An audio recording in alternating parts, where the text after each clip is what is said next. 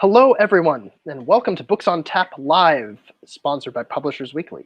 Held by Publishers Weekly. Today we're talking to Judithe Little, who is the author of this lovely book, The Chanel Sisters. This event here is sponsored by Graydon House, its publisher, and we'll be giving away a limited number of copies of the book. So if you're interested, please enter to win one by going to publishersweekly.com/little. That's Little. We've dropped the link to the page in the comments section on Facebook and YouTube, so you have an easy way of getting to it. This is going to be a 45-minute event, and during that event, the audience members, you, can ask questions. Write them in the comments section on Facebook or YouTube, and they will be funneled on to me. We'll try to answer as many of them as possible after my half-hour interview with Judithe. If you'd like to receive notifications for future events from Books on Tap Live, just sign up at publishersweekly.com/booksontap-live, and that will happen. I am assured it by the powers that be. But now, on with the show. So I'd love to introduce you to the author of The Chanel Sisters, Judithe Little. Hi, Judithe. Hi. How are you? Doing? I'm good, thanks. How are you? I'm great. I'm enjoying this gray, fuzzy, foggy New York day. How is it down there in Houston? It's hot. It's hot. Is it ever not? Not sometimes, and then it rains. So yeah. 2 days a year, right? 2 days a year, it's not hot. Actually, no, we do have some. October's really nice, and March is great. So yeah, no, we have very mild winters too. 2 months. Oh, well, the mild winters help. And I like to tell people who visit me in New York, New York has about 2 weeks of beautiful weather a year. You never know when the days are going to come. You never know when you're going to get it. The rest of the time, it's pretty much just bad. Well, New York is so fun, though. It has its moments. These days a little shaky, but we're not here to talk about our wonderful cities. We're here to talk instead about this wonderful book. So why don't we start by you just talking a little bit about, how you came up with this idea, what the book's about, how you came up with the idea, why you wanted to write this novel. Okay. So this book is about Coco Chanel and her sisters, mainly her younger sister, Antoinette. She had 2 sisters, actually, an older sister, Julia Barrett, and a younger sister, Antoinette. And I discovered that Coco wasn't really who I had always thought she was. I just had assumed that Coco Chanel was someone who was born into a wealthy family and who, was raised in Paris and was very sophisticated. And actually, the exact opposite is true. And she was born into a very, very, very impoverished family. She was born out of wedlock. Her mother gave birth to her in a charity hospital. Her father was gone. He was a traveling peddler. And so he was never really around. And it wasn't until before Antoinette was born that Coco's mother, her family, forced her father to marry her mother by threatening him with jail and bribing him with money. And then once they got married, he disappeared again. And he was always gone. There were several more children born, some boys. And the mother would always chase after him and try to find him and drag the kids along with her. And by the time she was in her early 30s, she died. She was exhausted, and she had been working as a laundress to try to make ends meet. And so once she died, then Coco's father took the girls and abandoned them on the doorstep of a convent orphanage. And that was where they lived for, Coco was 11 and Antoinette was 7. And they ended up living there until they were about 18. And I just thought, that background was really fascinating, and that the idea of Coco today, the image we have of her today is sort of this iconic, glamorous woman in pearls, and she doesn't really seem that human. And I think talking about her in the context of her sisters sort of humanizes her and the story of her life at the convent, which is part of the book. The rest of the book is about how she and her sister Antoinette founded the beginnings of the Chanel empire. But then it ends in about 1921. So it's really Coco's early life and her life with Antoinette, and a story of sisters and a love story. And also it's a story of World War I. Now that is a history buff's answer right there. You gave me the whole look at how she became who she became, which is really cool. And it makes me wonder, how did you decide, how did you find out, for one, all of this on how, what her background was? How did you decide to look into, the Chanel history? How did that all come to you? Where did this all kind of begin? I've always liked to read biographies. I don't know why, but they just always appealed to me. So I've spent a lot of time reading various people's biographies, mainly because I do find that real life stories are sometimes more interesting than made up ones. I mean, they can really be fascinating. So years ago, I read a biography of Coco Chanel, and that's where I learned about where she came from. And that's where I learned that she had a sister, which surprised me because we don't hear anything about her sister at all or know anything about it. And I really wondered, what was it like to be the sister of Coco Chanel? That was what really kind of drove me in the beginning to know, did it have perks? You would think it did, or did it not? But I just kind of went on a quest from there to find out as much as I could about Antoinette Chanel.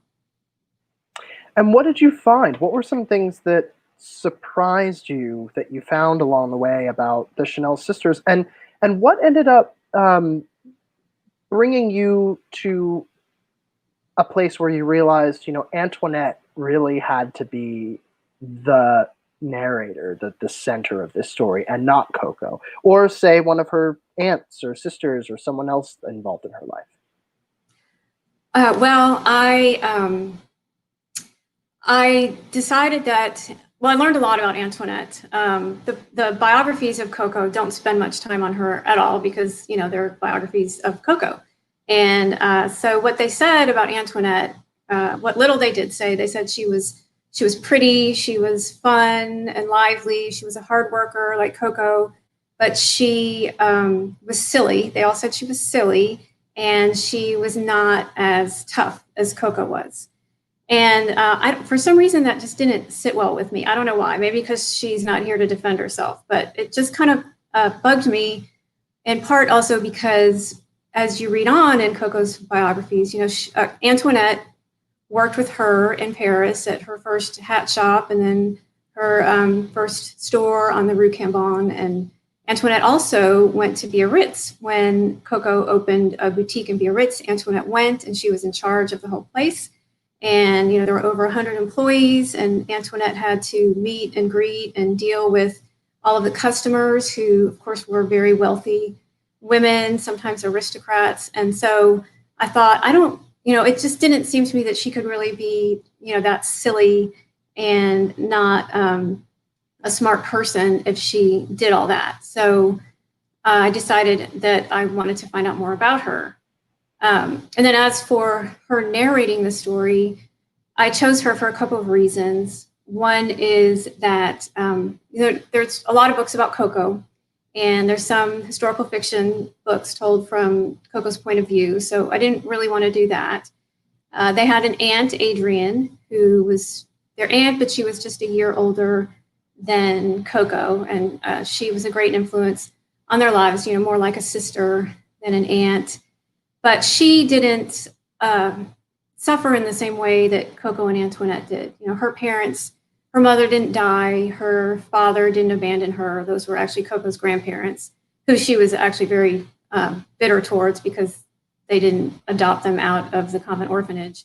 But Adrienne didn't have the same sort of tragic childhood that Antoinette shared with Coco.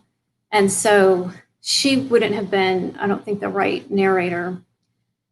Another reason Antoinette is a great narrator is because Coco lied about her past. She lied about where she came from until her dying day. She never told the truth. She made up a story about her background. She said her father left for America.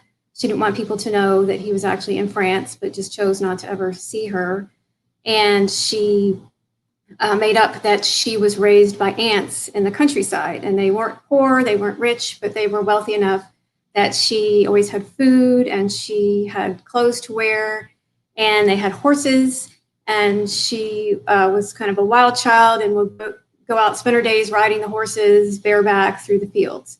And so she maintained this story her whole life. And it's funny because as part of my research, I would read other people's memoirs who were friends with her. And so, for instance, there's one woman who was a Paris representative of Vogue at the time, and Coco had invited her to, this was in the 1930s, to her place in the south of France for a weekend. And so in this woman's memoir, she talks about how Coco was telling them all the stories about when she would ride horses with her aunts, which of course was a lie. And then later in Coco's life, when she was probably in her 70s, she found out that a few other people were thinking about writing. One of her close friends was going to write an autobiography that would include Coco in it, and that made her really mad. And then she heard that another friend was going to write a biography of Coco, which made her even madder, and she never spoke to that person again. And so she decided that she was going to write her own, and so she dictated her part of it. She never really got off the ground, but she dictated some of her story to a friend, and that story too includes the, I lived with aunts and in the countryside. Of course, she said her sisters were at the convent orphanage, but she was special and lived with these aunts. So I wanted to have Antoinette tell the story because she's a reliable narrator. And interestingly, she kept Coco's secrets. She never told anybody the truth, or that, Coco had made all this up, which I thought was kind of touching. But a sister knows you more than anybody else does. I think maybe even more than you know yourself. And so that is sort of a long-winded reason about why I thought that Antoinette was a great narrator. Oh, and I'd love to hear a bit about, how you really learned about Antoinette. I mean, especially, your research process sounds fascinating. And I'm really curious to hear sort of how you got into Antoinette's head. I don't know how many of you out there watching, listening are writers or fans of historical fiction, but obviously to invent a character from whole cloth versus to step into a character and to really try to build that person up from who they were, as a real life person into a character in a novel is a very different thing, but it has some similarities. And in fact, some similarities to the sort of self-mythologization you see Coco do, right? Building a completely different persona in order to sort of justify her place at the table of France's wealthy, as if she didn't earn it herself. So, I mean, I'd really love to hear a little bit more about, where did you find things about Antoinette that allowed you to build her into, a fully formed character, a person, just like Coco? Well, there's not a lot about her out there, so that was a challenge. But it was a fun challenge. I think most people who write historical fiction, we obsess over it's kind of like a treasure hunt, scavenger hunt, trying to find little details that mean nothing to anybody else, but mean a lot to us. So I read all of Coco's biographies for whatever information I could, even looking at the footnotes to see if there was more information about Antoinette there. One of the main things I did was I looked at the census records and scoured the French census records. I had an idea of where I thought she might be and other people in the book at different times during the time period of the story. And so those census records are all online, and fortunately and unfortunately, they are not digitized. So you actually see the beautiful handwriting of the people who went door to door and wrote all this down. And it's kind of mesmerizing, but it's also really hard to read. So I did find places where she was at different times, and you can get a lot out of the census. What street she lived on, where she was, what job they describe her as having, who is she living with, the names that were popular at the time, and so I was able to use that to place her in certain towns like Vichy, France, and Milan, and then Paris. And another thing I did was I really scoured the French newspapers too for any mention I could find of Antoinette. And I didn't find much, but what I did find was, at first, it was really perplexing. And some of these newspapers, they would have a little section kind of at the back, tiny print, where they would say who was coming and going from the various cities in France. And so her name would turn up there. So it would be like to Paris, and then it would name people, and it would say Mademoiselle Antoinette Chanel, or it would be to Deauville, or to Biarritz, or to Monte Carlo. And for a long time, I couldn't figure out why those were there and what that meant and how that fit into her life. And until finally I realized, and someone correct me if I'm wrong, but I think this is the logical explanation, that she was doing that for the customers of Chanel, so that they would know, her clientele would know where to find her. That this week she would be in Deauville, this other week she'd be in Biarritz, which, that little bit of information also told me, that she was really a modern businesswoman. She was traveling, she was meeting with wealthy people, she traveling on her own. And so just that little bit of information, can tell you a lot, I think, about a person. And, I knew where she was at certain times, and I knew the basic outlines of her life, but I did have to fill in at some points just based on the historical context and what I knew was going on in the world and in the city that she was living in. So there was really, a lot of deduction that you had to do, pulling at strings and digging up stuff that hasn't been around, necessarily in the public knowledge for a while. It's kind of a cool thing about historical fiction that, you really end up playing kind of Sherlock Holmes in addition to Arthur Conan Doyle. You kind of do both roles. And this is not, for those of you tuning in, this is Judithe Little, who wrote The Chanel Sisters. I don't actually know if this is in right frame. There it is. And this is her sophomore novel. This is not her debut. Her debut is also a historical fiction novel. So this is your, this ain't your first rodeo. This is round two. Did you learn anything in the process of writing first a book about World War II France, and then a book about pre-World War I France, and also World War I a little bit? Yeah. Well, I learned that I need to change my ways as far as being organized goes. So I actually learned that after the Chanel Sisters, because I can't tell you how much time I have wasted when I, realized that, I know, that someone said this about her, and where is that? Which book was that in? And then I literally have to go through every book I have to try to figure out where that was. I thought, you've heard of the pantsters versus the plotters, the style of writing where the pantsters go by the seat of their pants and the plotters write out an outline before they'll even start writing. Mm-hmm. So I'm trying to convert from a pantster to a plotter with my next book. I'm trying to be organized and efficient. And so I have this huge timeline that I've written. It's over 50 pages with notes, so I know exactly what book something came from. And I'm so proud of myself, I even have hyperlinks to like photographs and newspaper articles. So, the process of researching is the same. It's just digging around anywhere you can for information. But then putting that research all together that has been a learning curve for me.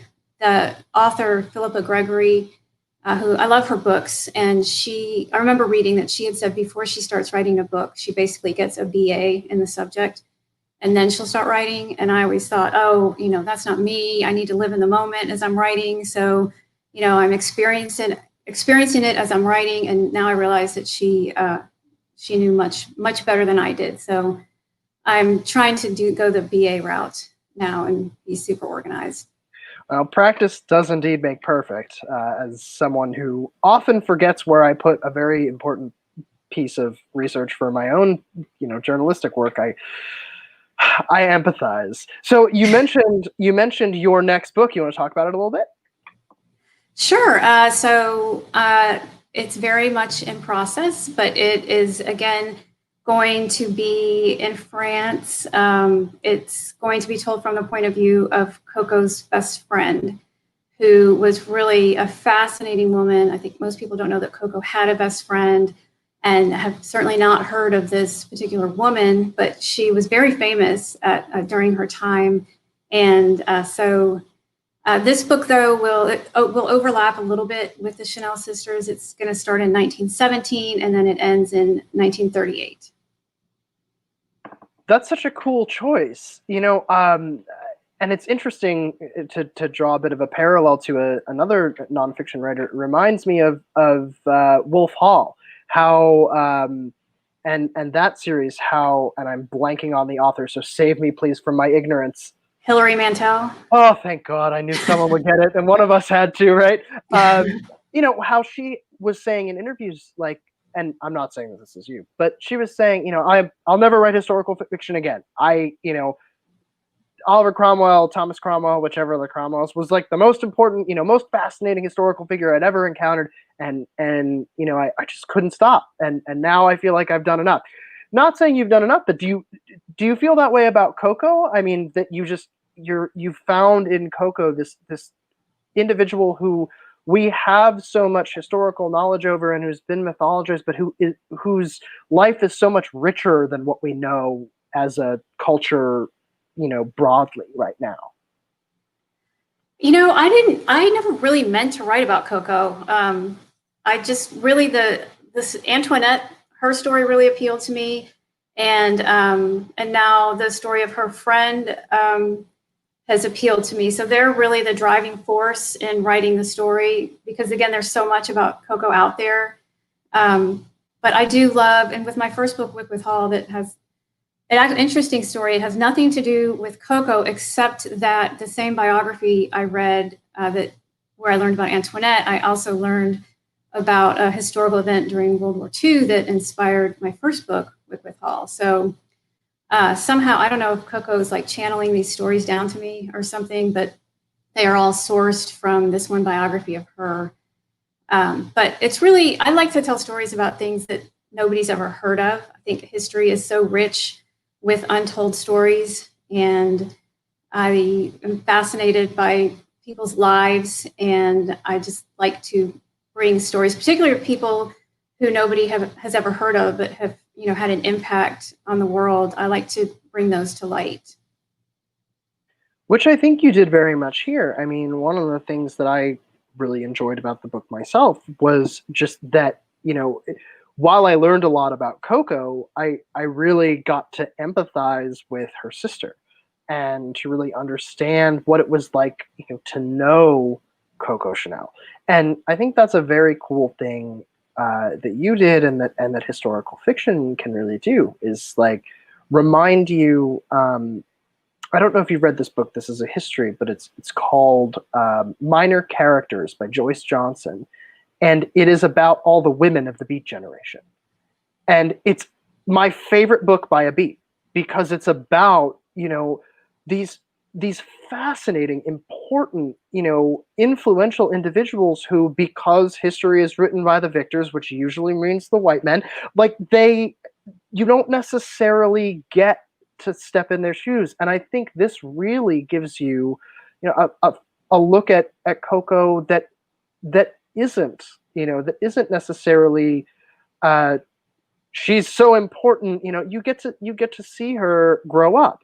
That said, Coco Chanel is one of the most influential fashion people of all time, and we're actually coming up, I believe, January 10th is the 50th anniversary of her death, and this book comes out like 2 weeks, December 29th, I think. It comes out like a few weeks before it.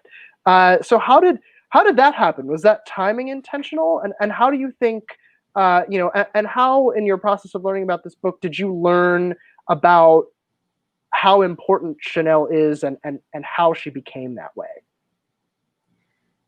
It was not intentional. It was actually, it's a happy coincidence. The author doesn't usually have much say over the release date at all. So, nope.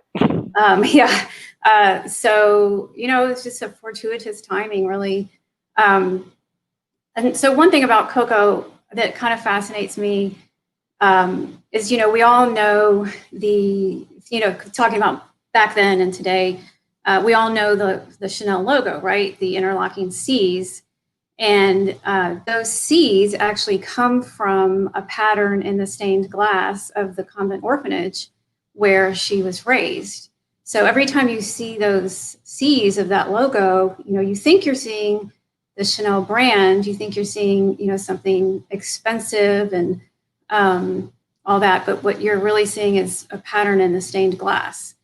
And that influence from her days at the convent extends all the way through today in her clothes. And she decided, or she came up with her ideal of what a woman should look like back when she was at that convent, whether she knew it or not. But, they wore uniforms there. And if you think about Chanel, you think about the Chanel suit, which is basically a kind of uniform. And so many of her clothes are, she's always had a thing about black and white. I think of black and white when I think of Chanel, and the white collar and the white cuffs, which is reminiscent of how the nuns dressed. And in fact, I follow someone on Instagram. It's called Chanel Archive, and they posted just today a vintage Chanel dress that looked, reminded me so much of what the nuns wore. And her belts, the belts she's famous for, the chain link belts that kind of go around the waist and then hang down. So the nuns all wore rosaries around their waist that were that same shape. So once you start seeing that, it's kind of like you can't unsee it, So everything I see of Chanel, including that logo today, it all goes back to the convent and the way that she thought a woman should dress. She was also very modest. You never really see things that are immodest in the clothing that she designed. And I think one of the reasons, I think, that her brand is still so popular today is, I think it's the uniform aspect that people don't really want to spend a lot of time thinking. You want to get dressed and know, that you look good and appropriate. And also her philosophy of thinking was she dressed to then go live her life. She didn't live to dress. She wanted to get dressed and then go on and do things, not spend all her time figuring out what she wanted to wear. And that's what she did for women as well with her clothing and her sort of uniform. Even today, women will put on a pair of jeans and a Chanel jacket and go out the door and know that they look good. So I think discovering this connection between her and the convent and how that had such a great influence on her life has been really fascinating for me. It's fascinating to me too. What a lot of artists repurpose and creators repurpose their lives and their experiences and put them into their work, their art. And what a fascinating sort of way to take this history of a religion and turn it into a fashion statement. You've really got to be a very creative thinker. And this is too, typically nuns or no nuns, a very patriarchal religion. And this woman took inspiration from the, all-female space that she grew up in, and went and designed one of the greatest, women's fashion empires that has ever existed. What do you think Coco Chanel's feminist legacy is, and how do you think, if there is one, you can, and how do you think Antoinette kind of played into it? Well, it's interesting, you say that it's a patriarchal religion, which it is, but, she lived almost a decade of her life in what was basically a women-owned woman-owned and run business, which was the convent. And she saw how that operated without any men. And, there was a mother abbess who was kind of like the CEO, and they made sheets and embroidered them and sold them in the nearby town. And so I think that had an effect on her in a way. I think she saw that women can run things, and she always knew how to do it after observing it in that way. And Antoinette too. They both had that. They both really had a great work ethic. They both worked very hard. And I think that might have come from that convent too. But I think being able to live in that world where you see women, running a sort of business had a great effect on them. And I think for other, I guess, feminist purposes, one thing that Coco did was the clothing. So before she started designing clothing, women wore very fussy outfits. They wore corsets. They wore humongous hats on their heads. They wore dresses that went all the way down to the ground and that were sometimes called street sweepers, because when they went out, they would bring all the trash on the street back home with them in the back of their skirt. And oh my gosh. Yeah. Coco did away with all that, but in part, it was because she wanted to move, and she learned she wasn't, she didn't go to the convent. She didn't spend her life thinking, when I grow up, I want to be a fashion designer. That wasn't what she wanted to be at all. That was actually what kind of happened when all else failed for her. She had other dreams. And at one point she was living with a man as his mistress, and he was a horse breeder, and he lived out in the countryside where there was nothing. And she really had, she didn't have very many clothes. And so she would go to his closet and take his clothes, and she would alter them to fit her, and she would wear them out and realize, that people thought she looked good in them, because she was tiny, she was petite, and the big overdone outfits of the day didn't, swallowed her up and didn't look good on her. But I think another thing she realized was how comfortable men were, how much more comfortable they were than women in their outfits. And so that was what she did. She started making outfits for women that were similar to menswear. And her first clothing was actually sportswear and Dill, because she liked to play tennis and she liked to play golf and she liked to swim. And so she made clothing that she could do all that in that hadn't existed before. And I know you hear a lot of people, even today, who have invented things. And a lot of times they say, well, I needed this in my own life and I went to go buy it, but I couldn't find it anywhere. So I had to make it.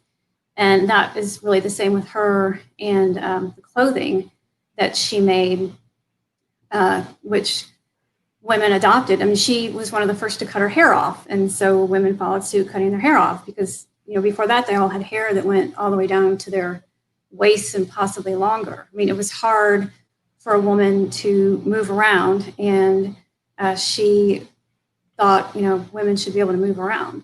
A real innovator, for sure. And if there's anyone from any women's clothing companies out there watching, I hope what you're hearing is that the ghost of Coco Chanel says, put more pockets in dresses.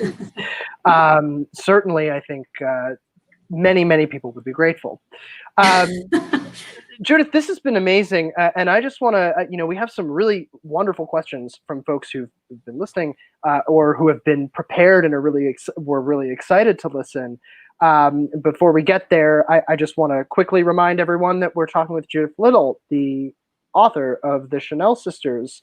And we are still open for entries to win a signed copy. So be sure to enter at publishersweekly.com/little. There it is. I was waiting for that little bumper. I got lost a little bit for a second there. So one of the questions that just popped up on my little Facebook feed to the right here is from Anna B, who asks a really good question, which is, how much of your story is fictional? Do you have any tips for how readers might be able to identify the fictional parts? It's a really good question about historical fiction in general.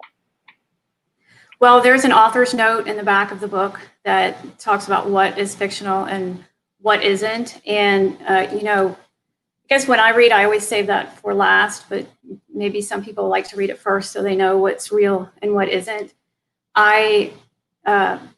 Since there wasn't a lot known about Antoinette, I did have to make some things up, but my goal was to make it so that everything in the book that happens to her could have actually happened to her.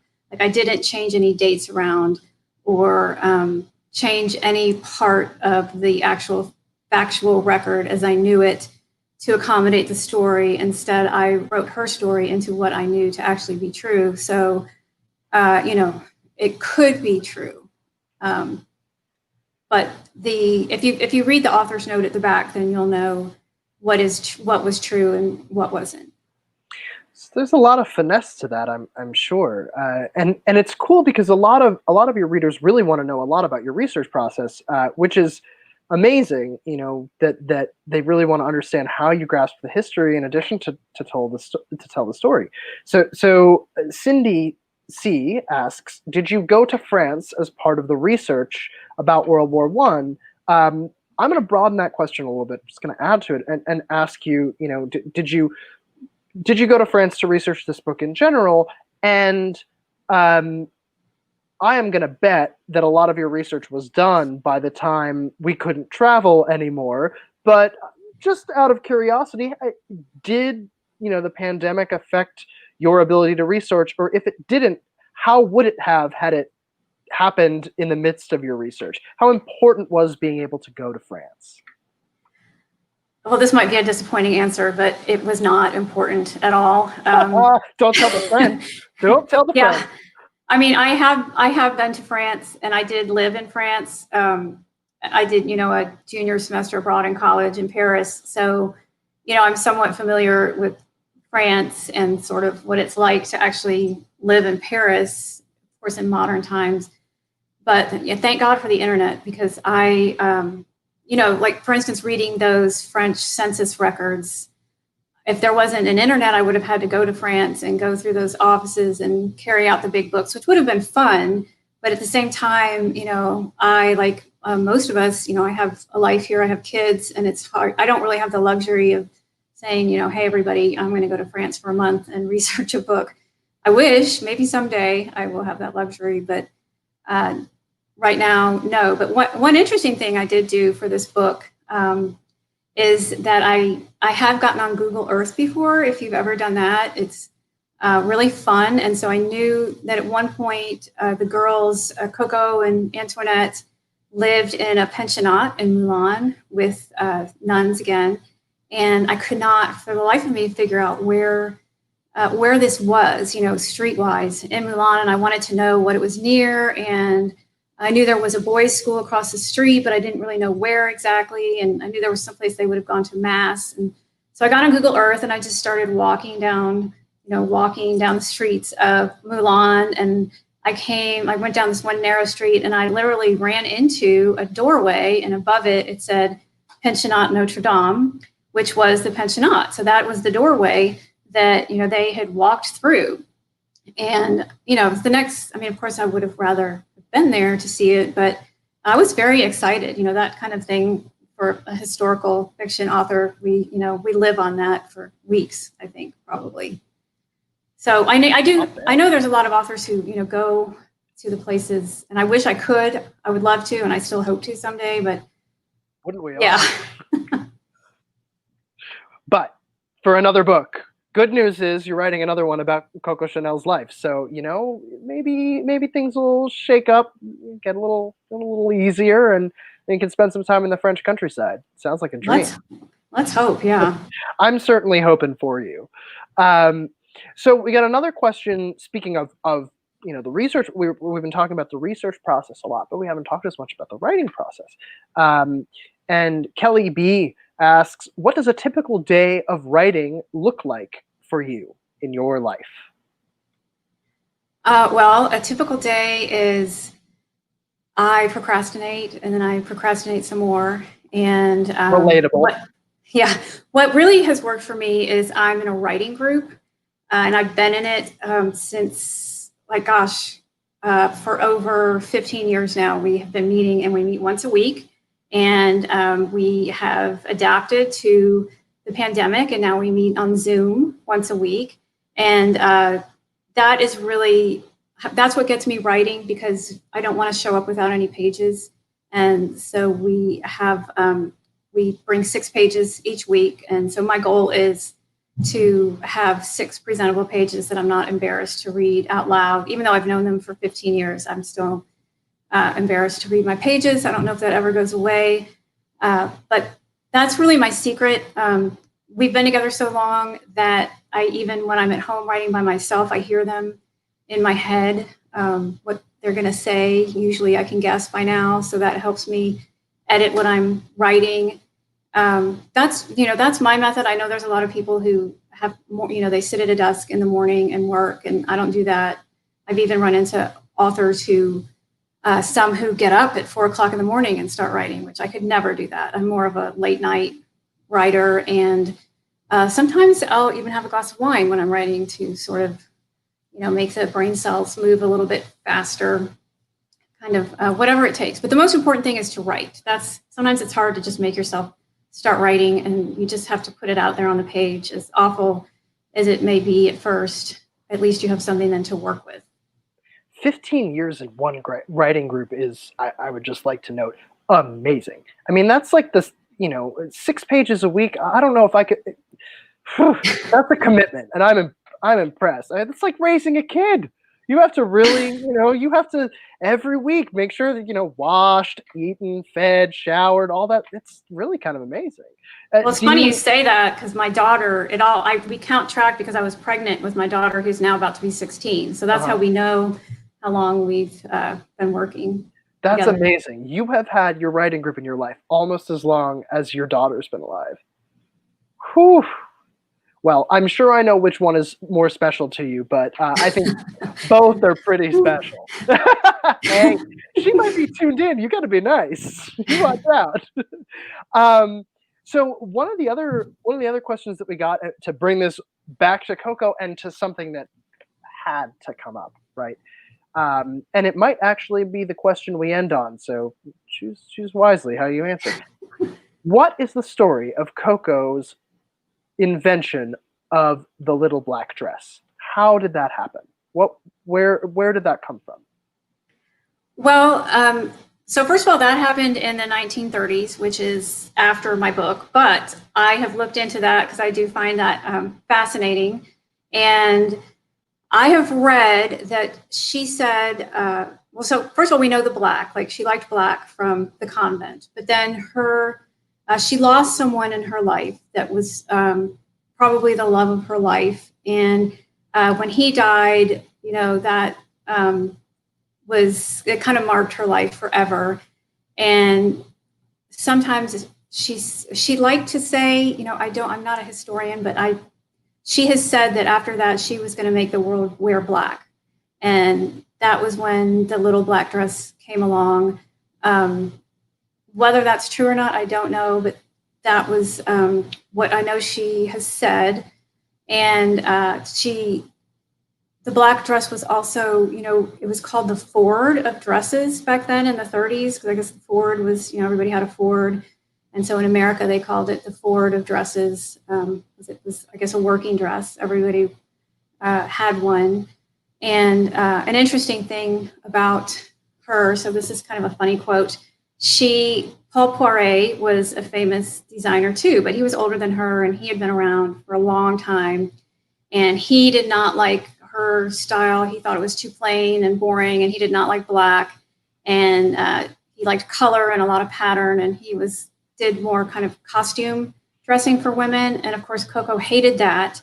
And so at one point, she was wearing a black dress, and she saw him, and he said to her, Madame, who are you in mourning for? And she looked at him and said, for you, monsieur. Woo. Yeah, he was on the outs. So that was her, little dig back at him. Oh boy. Well, that's maybe we all take inspiration from Coco Chanel's quips and from honestly a really sort of brilliant, patient, and idiosyncratic way of thinking.